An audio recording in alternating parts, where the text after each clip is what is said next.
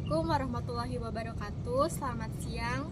Yang terhormat Ibu Mona selaku dosen pengampu mata kuliah pengantar sosiologi.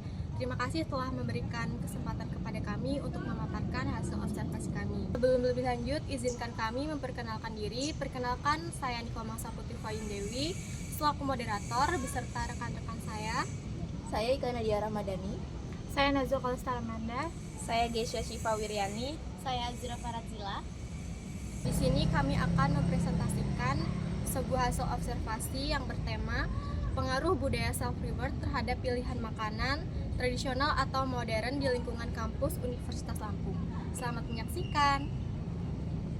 Wawancara dilakukan di sekitar Universitas Lampung dan Kampung Baru Bumi 1 untuk memperoleh gambaran mendalam mengenai pola konsumsi mahasiswa khususnya terkait pengaruh budaya self-reward.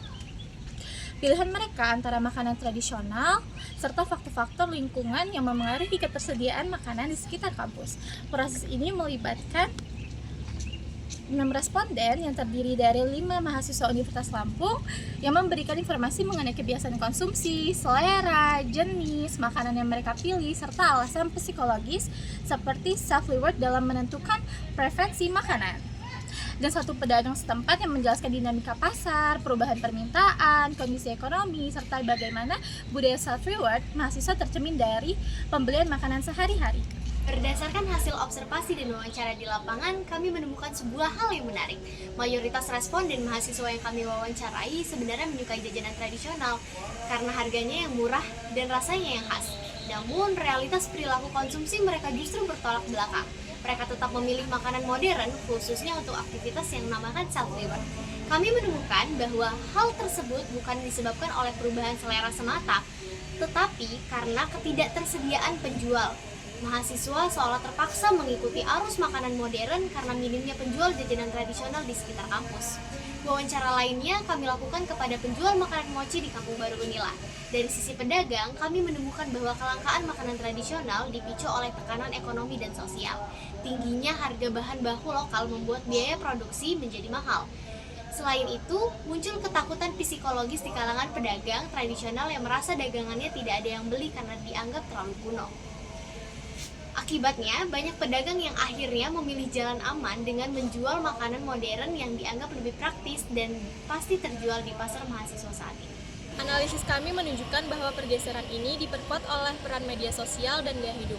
Makanan modern kini bukan hanya sekedar pengenyang perut, tetapi telah menjadi simbol status sosial yang kekinian dan memenuhi standar estetika visual untuk kebutuhan konten media sosial.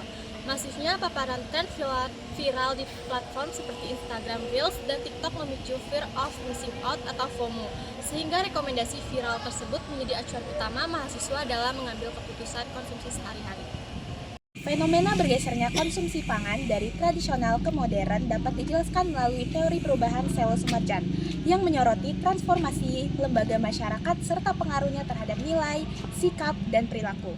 Perkembangan teknologi, arus, informasi, gaya hidup, dan tuntutan ekonomi menjadi faktor pendorong utama.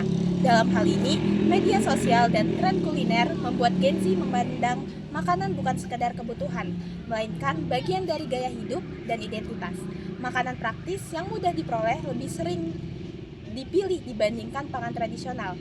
Meski cita rasa lokal tetap diminati, akibatnya muncul kesenjangan budaya karena nilai tradisional belum sepenuhnya selaras dengan pola konsumsi modern. Teori perubahan sosial pun memberi kerangka untuk memahami bagaimana teknologi, ekonomi, dan gaya hidup membentuk pola makanan generasi muda saat ini. Modernitas tidak hanya mendorong keterampilan dan kesejahteraan masyarakat, tetapi juga mengubah budaya termasuk pola konsumsi. Di Indonesia, kuliner tradisional berpotensi terpinggirkan karena masyarakat sering memilih makanan modern sebagai bentuk self-reward. Fenomena ini penting bagi administrasi publik karena berdampak pada pelestarian budaya, pengembangan UMKM kuliner lokal, serta kebijakan kesejahteraan masyarakat.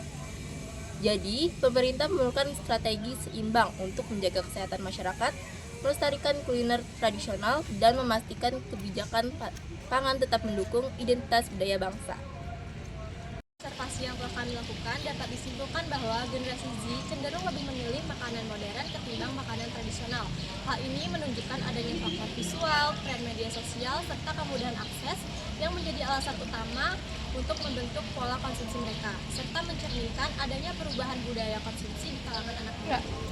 Sekian presentasi kami mengenai pengaruh budaya self-reward terhadap pola konsumsi mahasiswa. Kami tutup. Wassalamualaikum warahmatullahi wabarakatuh.